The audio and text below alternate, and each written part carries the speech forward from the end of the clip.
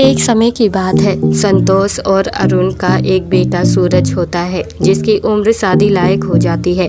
वो अच्छा कमाता भी है, जिसका अपना फैमिली बिजनेस होता है।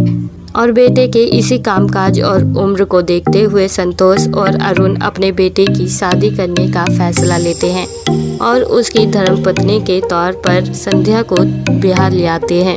संध्या काफ़ी पढ़ी लिखी बहू होती है, जो अपनी लाइफ में इंस्पेक्टर बनने की चाह रखती है और उसके लिए खूब मेहनत भी करती है।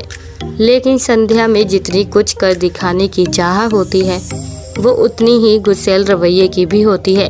हालांकि घर के सभी सदस्य संध्या को आगे बढ़ने के लिए उत्साहित करते हैं, पर संध्या को कुछ नज़र नहीं आता। उसे बस ये लगता है कि घर के सभी सदस्य उसके सपनों के बीच अटकलें पैदा कर रहे हैं और इसलिए संध्या सभी पर खूब गुस्सा करती है।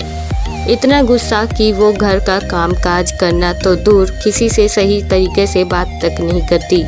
उसका यही गुस्सैल रवैया संध्या को इतना ज़्यादा खोखला बनाता जा रहा था कि वो अपने संस्कार तक भूल गई थी। सुबह से लेकर रात तक संध्या सिर्फ दूसरों पर गुस्सा करती थी, यहाँ तक कि वो अपने ससुर अरुण पर भी गुस्सा करने से बिल्कुल नहीं हकलाती थी।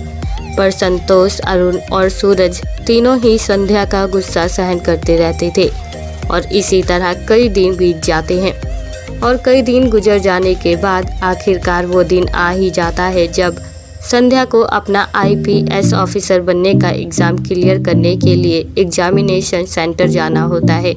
तभी संध्या अपने गुस्से रवैये पर कंट्रोल ना करने की वजह से गार्ड से बदतमीजी कर बैठती है और उसे इसी बदतमीजी का खामियाजा काफ़ी महंगा पड़ता है, क्योंकि उसके गुस्से रवैये की वजह से उसे सेंटर से बाहर निकाल दिया जाता है।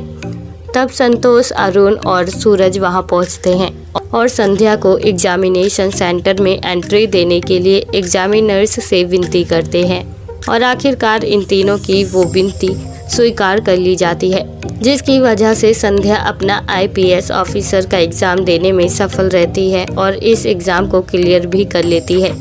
तब संध्या को एहसास होता है कि उसने एक गुस्सैल बहू के तौर पर अपने परिवार वालों को खूब दुख दिए हैं। यही नहीं बल्कि ये अपने इस गुस्सैल रवैये की वजह से अपना IPS ऑफिसर बनने का सपना भी खो सकती थी।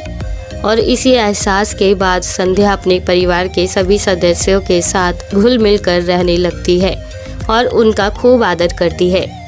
तो दोस्तों, देखा आपने कि एक गुस्सैल रवैया आपको किस हद तक परेशानियों में डाल सकता है।